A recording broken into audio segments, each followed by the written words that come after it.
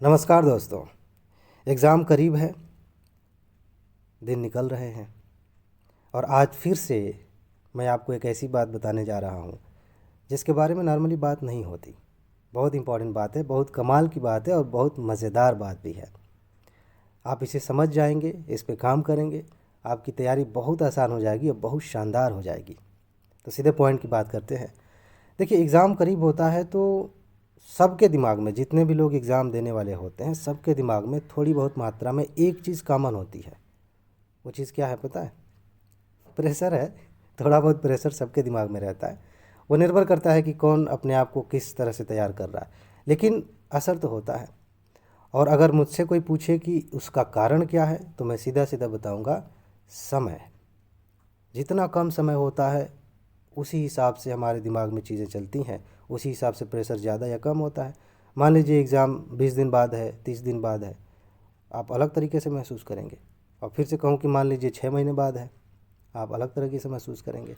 और इसी समय को ध्यान में रखते हुए जब समय कम होता है तो हम अलग अलग तरीके से प्लानिंग करते हैं। हमारा समय कभी प्रबंधित होने के चक्कर में ख़राब होने लगता है। आज मैं आपको बताने जा रहा हूँ एक ऐसा तरीका जिससे आप उस समय का इस्तेमाल कर पाएंगे जिसमें नॉर्मली आप पढ़ाई नहीं कर पाते। पता नहीं वो समय कहाँ चला जा रहा है। हम में से हर किसी के जीवन में आप देखेंगे 24 घंटे में लगभग रोज़ 2 घंटे, 3 घंटे, 4 घंटे ऐसे चले जाते हैं जिनका हिसाब किताब हमारे पास नहीं होता। हम सोचने बैठें तो पता चलेगा ये समय कहाँ गया, हमें खुद नहीं पता है। आप उस समय का कैसे इस्तेमाल करेंगे? बाकी जो पढ़ाई कर रहे हैं, जिस शेड्यूल में कर रहे हैं वो करते रहिए, लेकिन जो समय गायब हो रहा है, उड़ रहा है एक तरह से भाप बन के, उसको कैसे पकड़ के लाएंगे तैयारी में। अब बढ़िया तैयारी करेंगे, मज़ा आएगा। इसकी वजह से आपको मज़ा भी आएगा, तैयारी भी आसान होगी और बहुत सारी चीज़ें हैं जिनके लिए आपको अलग से एक्स्ट्रा समय देना पड़ता है, जिनको करने के लिए वो इसी में हो जाएंगी बहुत मज़ेदार तरीके से। वो उपाय क्या है, ध्यान से समझिए। देखिए, बहुत सारे काम ऐसे हैं जिस समय हम काम नहीं कह सकते, बहुत सारा समय का हिस्सा ऐसा है जिसमें हम कुछ काम खास नहीं कर रहे होते। जैसे मान लीजिए आप सोने जा रहे हैं। अब सोने जा रहे हैं, जिस समय आप बेड पर लेटे, क्या उसी समय नींद आ गई? उस समय नींद नहीं आती। कुछ लोग तो बेड पे लेटे हैं 2.5 घंटे 3 घंटे हो जाते हैं क्योंकि वो मोबाइल चला रहे हैं। फ़िलहाल एग्ज़ाम करीब है तो आप इन सब चीज़ों से दूर रहें तो ज़्यादा अच्छा रहेगा। मैं आदर्श स्थिति मान के चल रहा हूँ कि आपने कुछ नहीं लिया हाथ में, मोबाइल वगैरह कुछ नहीं है, आप लेट गए हैं, इसके बावजूद आपको तुरंत नींद तो आएगी नहीं। ये समय कहाँ जा रहा है? कुछ तो आप सोच रहे होंगे इधर उधर की बात। जब आप सुबह बेड से उठते हैं तो ऐसा नहीं कि अचानक से कूद के उछल के और अपने काम में लग गए। वहाँ से लेकर के अब फ्रेश होने तक, बाकी चीज़ें करने तक समय लगता है। ये कहाँ गया? जब आप नहा रहे होते हैं, कपड़े पहन रहे होते हैं, कहीं जा रहे हैं, टहल रहे हैं, एक्सरसाइज कर रहे हैं, ऐसे दिन के बहुत सारे हिस्से हैं, खाना खा रहे हैं, बहुत कुछ कर रहे हैं।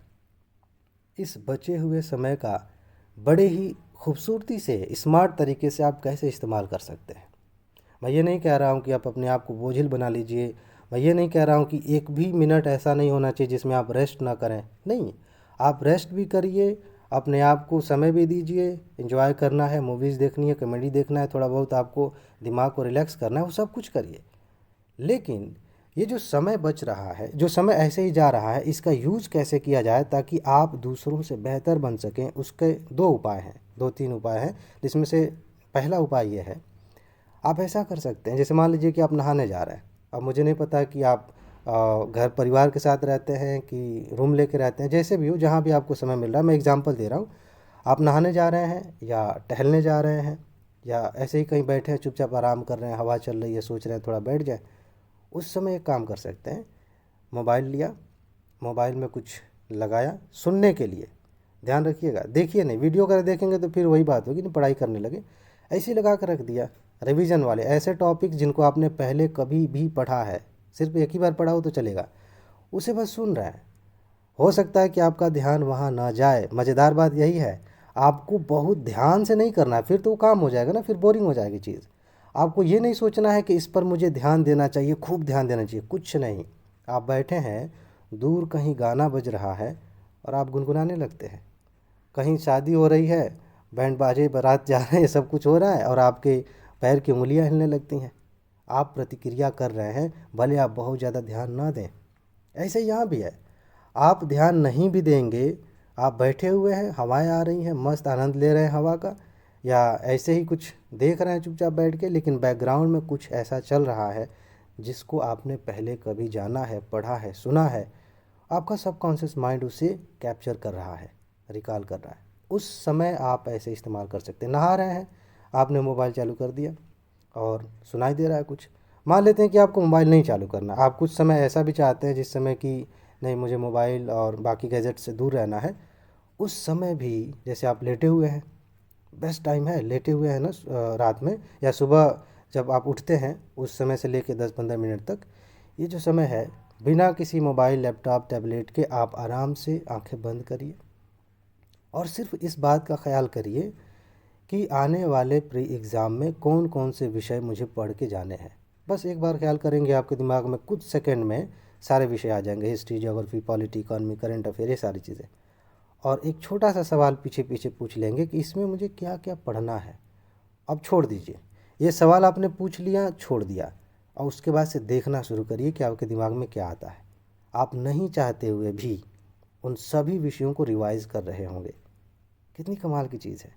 वैसे भी खाली टाइम था, आप टहलने गए हैं, टहल रहे हैं, ऐसे ही कभी ध्यान आया, कभी नहीं आया, बीच बीच में ध्यान आ रहा है, तो बस ऐसे ही सोच लिए क्या क्या पढ़ना, ये पढ़ना, ये पढ़ना, ऐसे पढ़ना, ये टॉपिक है, ये करंट में चर्चा में था, यहाँ से क्वेश्चन आ सकता है, ये सी सेट मैंने पढ़ा है, इसको थोड़ा ध्यान रखना, ये फार्मूला है, इसको थोड़ा ध्यान रखना। ऐसे ही टहल भी लिए, आपका रिवीजन भी हो गया। तो इस बचे हुए समय मैंने तो कुछ एग्जांपल्स दिए, आप देख लीजिए कि किस तरीके से आपका समय कहाँ कहाँ ऐसे बीत रहा है जहाँ कुछ खास नहीं करते। और उसमें देख लीजिए कि आप मोबाइल से हेल्प ले सकते हैं या खुद से ऐसे ही सोच के अपने आप से कुछ सवाल पूछ के हेल्प ले सकते हैं। आप देखेंगे कि हर रोज़ कम से कम 1.5 घंटे, आप चाहे तो और उससे भी ज़्यादा का समय इस्तेमाल कर सकते हैं, कम से कम 1.5 घंटे ऐसे आप निकाल लेंगे जो नॉर्मली गायब हो रहे थे, नॉर्मली जिनका कोई हिसाब किताब नहीं था। आप सारे काम कर रहे हैं, आप खाना भी खा रहे हैं, नहा भी रहे हैं, टहल भी रहे हैं, सो भी रहे हैं, जाग भी रहे हैं, सब कुछ कर रहे हैं, और एक्स्ट्रा आपके पास समय आगे पढ़ाई करने के लिए। एग्ज़ाम करीब है, समय सबके लिए बराबर है, समय निकल रहा है। अब जो इस बचे हुए समय का मैक्सिमम उपयोग कर लेगा उसको मैक्सिमम लाभ मिल जाएगा। ठीक है जी, उम्मीद है कि आपने इसे समझ लिया होगा। मैंने जितना कहा है शायद उससे ज़्यादा समझ लिया होगा, तो उसका इस्तेमाल करिए, आज ही ट्राई करिए और देखेंगे कि कितना मज़ा आ रहा है। और एक चीज़ बता दूं मैं आपको कि जो लोग भी गंभीरता से तैयारी करते हैं उनके लिए सबसे बड़ा गिफ्ट, सबसे खूबसूरत चीज़ ये होती है कि जब वो अच्छी पढ़ाई करते हैं तो बहुत अच्छा महसूस करते हैं। आप में से बहुत सारे दोस्त अच्छा महसूस नहीं करते हैं, जिसका कारण सिर्फ ये होता है कि उन्हें पता है कितना पढ़ना चाहिए, कैसे पढ़ना चाहिए, लेकिन पढ़ नहीं रहा है, स्ट्रेटजी बन रही है, काम नहीं हो रहा है, तो बुरा महसूस करते हैं। जब आप ऐसा काम करेंगे आप बहुत अच्छा महसूस करेंगे, बहुत सुकून मिलेगा। ठीक है जी, तो बस इतनी सी बातें हैं। अपना ख्याल रखिए, खुश रहिए, मस्त रहिए, मुस्कुराते रहिए, जल्दी से सफल होइए और ज़िंदगी को एंजॉय करिए। आगे मिलते हैं। नमस्कार।